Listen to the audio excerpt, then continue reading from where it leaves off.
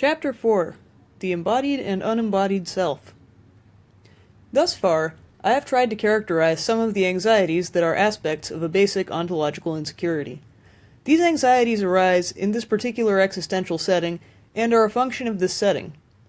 When a person is secure in his own being, they do not arise with anything like the same force or persistence, since there is no occasion for them to arise and persist in this way. In the absence of such basic security, life must nevertheless go on. The question that one must now attempt to answer is what form of relation with himself is developed by the ontologically insecure person. I shall try to show you how some such persons do not seem to have a sense of that basic unity which can abide through the most intense conflicts with oneself, but seem rather to have come to experience themselves as primarily split into a mind and a body. Usually they feel most closely identified with the mind. It is with certain of the consequences of this basic way in which one's own being can become organized within itself that the remainder of this book will be principally concerned. This split will be seen as an attempt to deal with the basic underlying insecurity. In some cases it may be a means of effectively living with it, or even an attempt to transcend it. But it is also liable to perpetuate the anxieties it is in some measure a defense against, and it may provide the starting position for a line of development that ends in psychosis. This last possibility is always present if the individual begins to identify himself too exclusively with that part of him which feels unembodied. In this chapter, I shall first contrast schematically and in the most general terms the embodied to the unembodied self. Then, in subsequent chapters, I shall leave aside all the possibilities of this position which do not bring anyone to a psychiatrist as a patient, and follow through in some detail those consequences of this position which result in severe disruption of the individual's being as a whole and can lead, therefore, to psychosis. The embodied and unembodied self. Everyone, even the most unembodied person, experiences himself as inextricably bound up with or in his body. In ordinary circumstances, to the extent that one feels one's body to be alive, real, and substantial, one feels oneself alive, real, and substantial. Most people feel they began when their bodies began, and that they will end when their bodies die. We could say that such a person experiences himself as embodied. This, however, need not be the case. Quite apart from those ordinary people who feel in moments of stress partially dissociated from their bodies, there are individuals who do not go through life absorbed in their bodies, but rather find themselves to be, as they always have been, somewhat detached from their bodies. Of such a person one might say that he has never become quite incarnate, and he may speak of himself as more or less unembodied.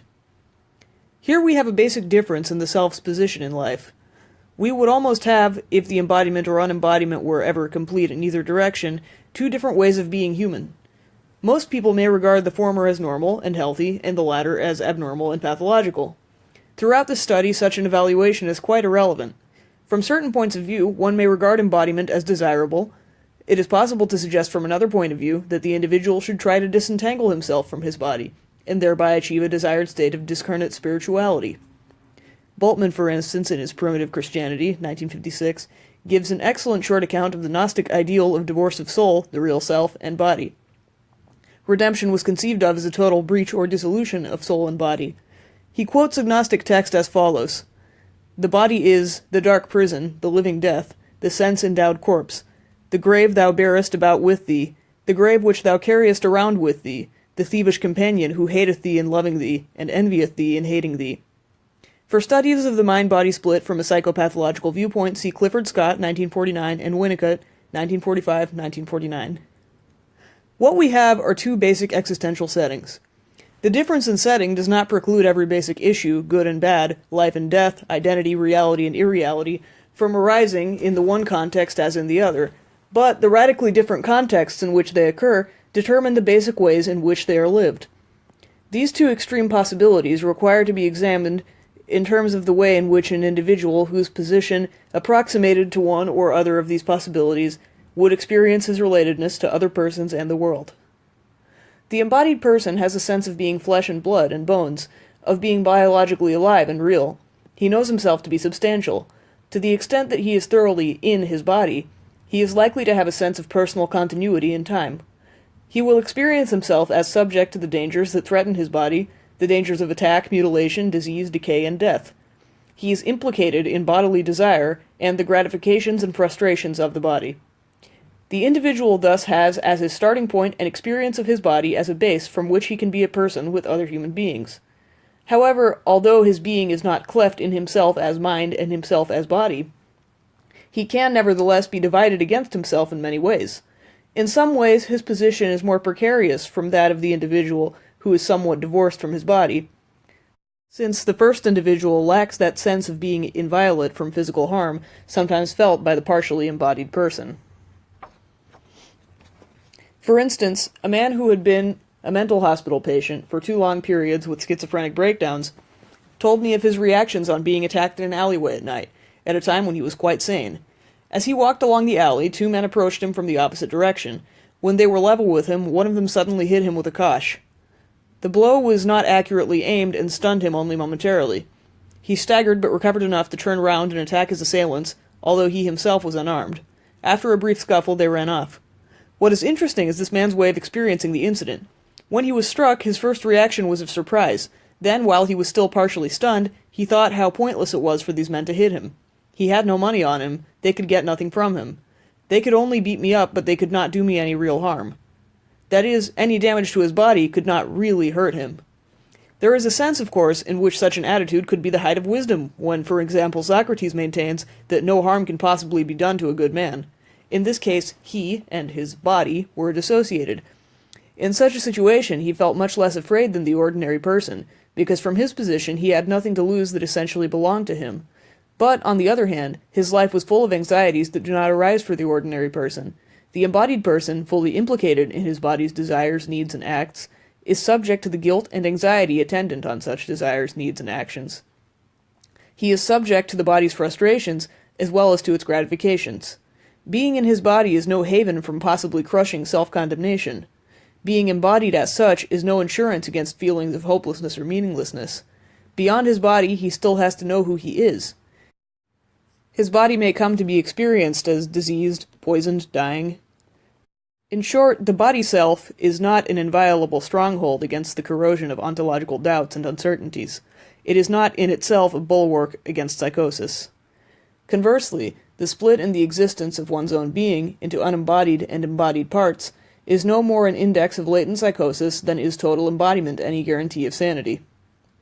However, although it by no means follows that the individual genuinely based on his body is an otherwise unified and whole person, it does mean that he has a starting point, integral in this respect at least. Such a starting point will be the precondition for a different hierarchy of possibilities from those open to the person who experiences himself in terms of a self-body dualism. The unembodied self. In this position, the individual experiences his self as being more or less divorced or detached from his body. The body is felt more as one object among other objects in the world than as the core of the individual's own being.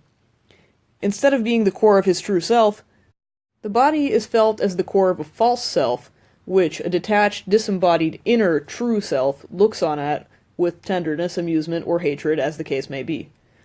Such a divorce of self from body deprives the unembodied self from direct participation in any aspect of the life of the world, which is mediated exclusively through the body's perceptions, feelings, and movements, expressions, gestures, words, actions, etc. The unembodied self, as onlooker at all the body does, engages in nothing directly. Its functions come to be observation, control, and criticism vis-a-vis what the body is experiencing and doing, and those operations which are usually spoken of as purely mental. The unembodied self becomes hyperconscious. It attempts to posit its own imagos. It develops a relationship with itself and with the body which can become very complex. Now, whereas a great many studies in the psychopathology of the embodied person have been made, comparatively little has been written about the person whose being is radically split in this way.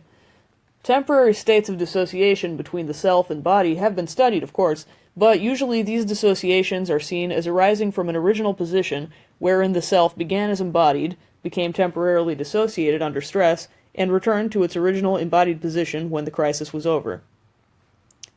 A borderline case. David.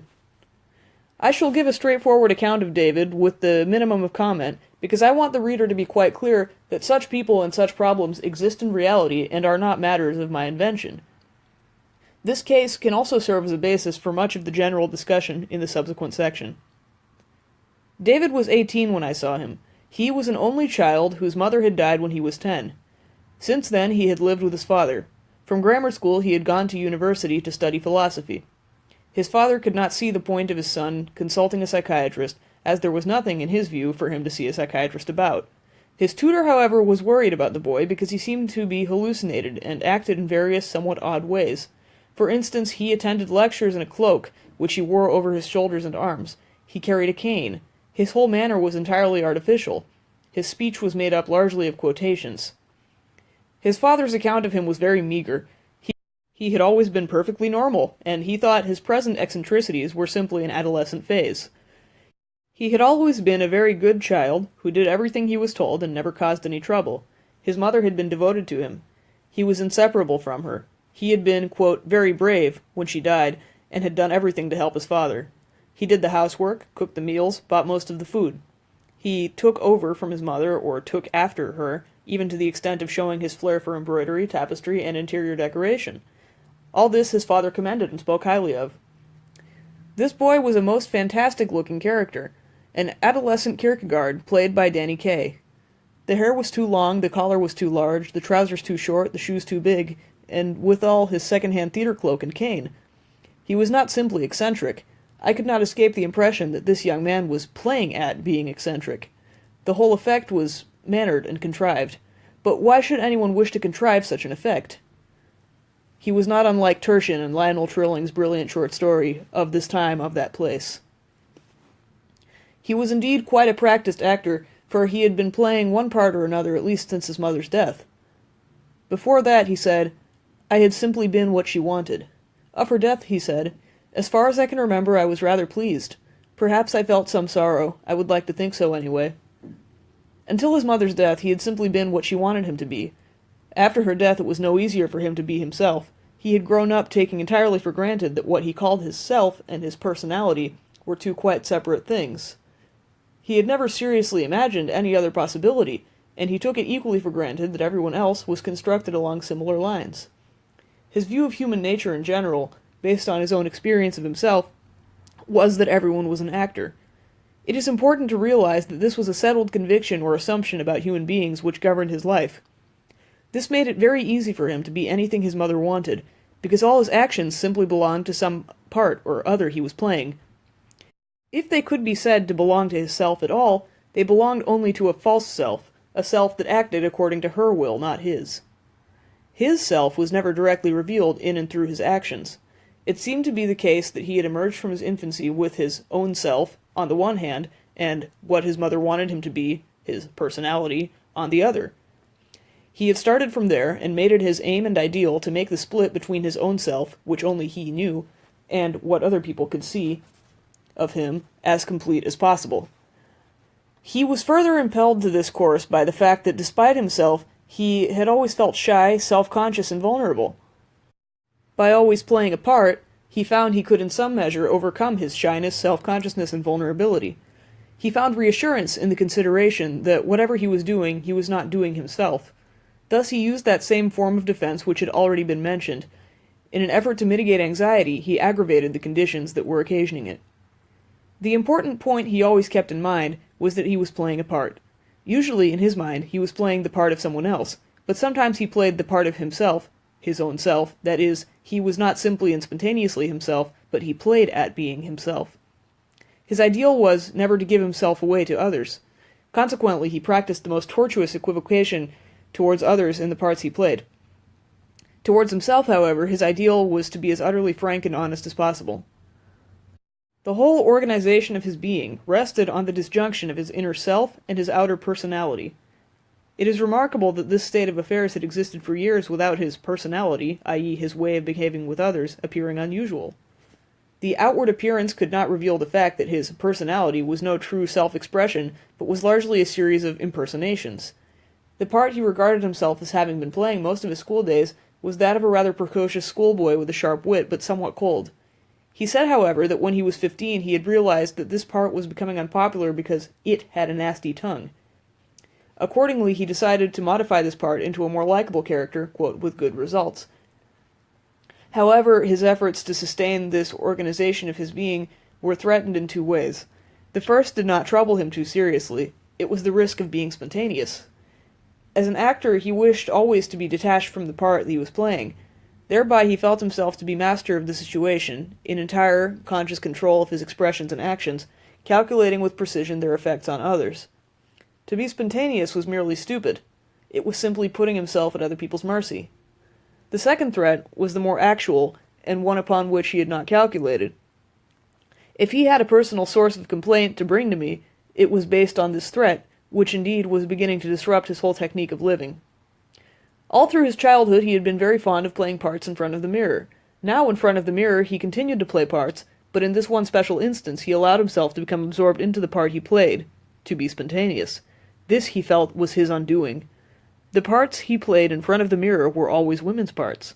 He dressed himself up in his mother's clothes, which had been kept. He rehearsed female parts from the great tragedies. But then he found he could not stop playing the part of a woman. He caught himself compulsively walking like a woman, talking like a woman, even seeing and thinking as a woman might see and think. This was his present position, and this was his explanation for his fantastic get-up. For, he said, he found that he was driven to dress up and act in his present manner is the only way to arrest the womanish part that threatened to engulf not only his actions but even his own self as well, and to rob him of his much-cherished control and mastery of his being. Why he was driven into playing this role, which he hated and which he knew everyone laughed at, he could not understand. But this, quote, schizophrenic role was the only refuge he knew from being entirely engulfed by the woman who was inside him and who always seemed to be coming out of him. This is the type of person who will be discussed in the following pages. It is evident that it will not be possible to understand the type of person of whom David is a most typical example without considering in much more detail this type of schizoid organization. In David's case, we would have to describe in detail the nature of his own self in its relation to his personality, the importance of being self-conscious and vulnerable to him, the meaning of his deliberate impersonations, and the way in which an alien personality comes to intrude itself, herself, into his personality, apparently autonomously and outside his control, and to threaten the existence even of his own self. The central split is between what David called his own self and what he called his personality. This dichotomy is encountered again and again. What the individual variously terms his own, inner, true, real self is experienced as divorced from all activity that is observable by another, what David called his personality. One may conveniently call this personality the individual's false self, or a false self-system.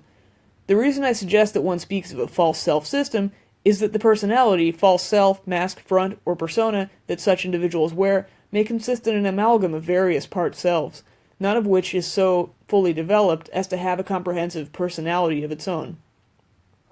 Close acquaintance with such a person reveals that his observable behavior may comprise quite deliberate impersonations along with compulsive actions of every kind. One is evidently witness not to a single false self, but to a number of only partially elaborated fragments of what might constitute a personality if any single one had full sway. It seems best, therefore, to call the total of such elements a false self-system, or a system of false selves. The self, in such a schizoid organization, is usually more or less unembodied. It is experienced as a mental entity. It enters the condition called by Kierkegaard shut-upness. The individual's actions are not felt as expressions of his self. His actions, all that David called his personality, and which I have proposed to call his false self-system, became dissociated and partly autonomous. The self is not felt to participate in the doings of the false self or selves, and all its or their actions are felt to be increasingly false and futile. The self, on the other hand, shut up with itself, regards itself as the true self, and the persona as false. The individual complains of futility, of lack of spontaneity, but he may be cultivating his lack of spontaneity, and thus aggravating his sense of futility. He says he is not real, and is outside reality, and not properly alive. Existentially, he is quite right. The self is extremely aware of itself, and observes the false self, usually highly critically. It is characteristic of the organization of a false self or persona, on the other hand, that one way in which it is usually incomplete is in its very imperfect reflective awareness. But the self may feel itself in danger from the overall spread of the false self-system, or from one particular part of it. Cf. David's dread of female impersonation. The individual in this position is invariably terrifyingly self-conscious, see Chapter 7, in the sense in which this word is used to mean the exact opposite, namely, the feeling of being under observation by the other.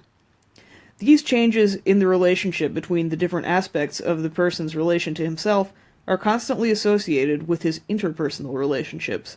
These are complex and never quite the same from person to person. The individual self-relationship becomes a pseudo-interpersonal one, and the self treats the false selves as though they were other people whom it depersonalizes. David, for instance, referring to a part he played which he found was disliked, said, "It had a nasty tongue." From within, the self now looks out at the false things being said and done, and detests the speaker and doer as though he were someone else. In all this, there is an attempt to create relationships to persons and things within the individual and without recourse to the outer world of persons and things at all. The individual is developing a microcosmos within himself, but of course this autistic, private, intra-individual world is not a feasible substitute for the only world there really is, the shared world. If this were a feasible project, then there would be no need for psychosis. Such a schizoid individual, in one sense, is trying to be omnipotent by enclosing within his own being, without recourse to a creative relationship with others, modes of relationship that require the effective presence to him of other people and of the outer world. He would appear to be, in an unreal, impossible way, all persons and things to himself. The imagined advantages are safety for the true self, isolation and hence freedom from others, self-sufficiency, and control. The actual disadvantages that can be mentioned at this point are that this project is impossible, and, being a false hope, leads on to persistent despair. Secondly, a persistent haunting sense of futility is the equally inevitable outcome, since the hidden shut-up self, in disowning participation, except as David's case by appearing as another persona, in the quasi-autonomous activities of the false self-systems, is living only mentally. Moreover, this shut-up self, being isolated, is unable to be enriched by outer experience, and so the whole inner world comes to be more and more impoverished, until the individual may come to feel he is merely a vacuum. The sense of being able to do anything and the feeling of possessing everything then exist side by side with a feeling of impotence and emptiness. The individual who may at one time have felt predominantly outside the life going on there, which he affects to despise as petty and commonplace compared to the richness he has here inside himself, now longs to get inside life again, and to get life inside himself, so dreadful is his inner deadness. The crucial feature of the schizoid individual of this type that we have to understand is the nature of the anxieties to which he is subject. We have already outlined some of the forms these anxieties take, under the terms engulfment, implosion, and the dread of losing inner autonomy, freedom, in short, being turned from a man with subjectivity to a thing, a mechanism, a stone, and it being petrified. We have yet to study how these anxieties are potentiated by the development of the schizoid organization. When the self partially abandons the body and its acts, and withdraws into mental activity, it experiences itself as an entity perhaps localized somewhere in the body.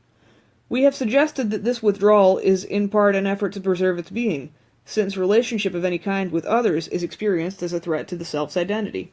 The self feels safe only in hiding and isolated. Such a self can, of course, be isolated at any time, whether other people are present or not.